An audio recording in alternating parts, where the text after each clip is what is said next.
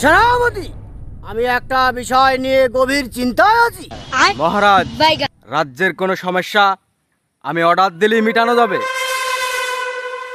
না, সমস্যাটা রাজ্যের না, সমস্যাটা তুমি। আমি? তুমি কি আমার পেছনে রাজা হওয়ার পরিকল্পনা করছো?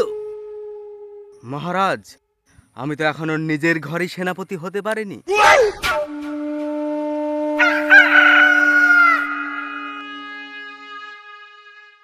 আমি স্বপ্নে দেখলাম কে আমার সিংহাসনে বসেছে আর পাশে দাঁড়িয়ে বলছে এবার আমি রাজা। এটা তো আপনার স্বপ্ন মহারাজ, আমার দুঃস্বপ্ন। না না, তুমি আজকাল খুব চুপচাপ হয়ে গেছো। আমার পেট মোটা বললেও তুমি আজকাল হাসো না। মহারাজ, আপনি পেট মোটা না, আপনি রাজকীয় ওভেন। দেখেছো, কথা ঘুরিয়ে প্রশংসা করছো। নিশ্চিত তুমি রাজা হতে চাও। আমি কি প্রবেশ করতে পারি মহারাজ? সেনাপতি, হুকুম মহারাজ। ওকে অনুমতি দেওয়া হলো। আপনি অনুমতি গ্রহণ করুন। মহারাজ,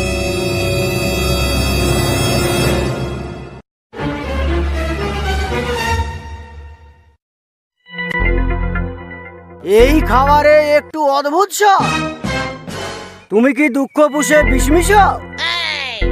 মহারাজ, আমি তো খাবার বানাই না, রান্নার সময় আমি ঘোড়ার খুর পালিশ করি। আর কে জানে তুমি খুরের ভিতরে ষড়যন্ত্র লুকিয়ে রাখো।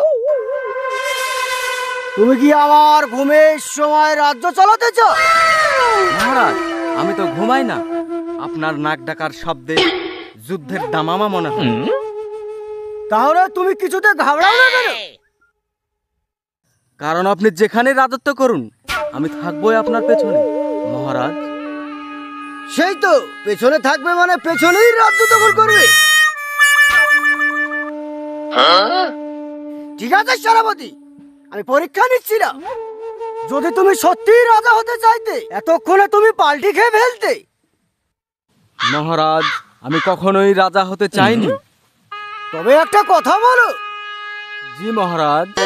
তুমি কি আমার হয়ে একটু শৌচাগারে যেতে পারো? মহারাজ, রাজত্ব দিতে পারেন, কিন্তু এটা তো বেয়াদবি।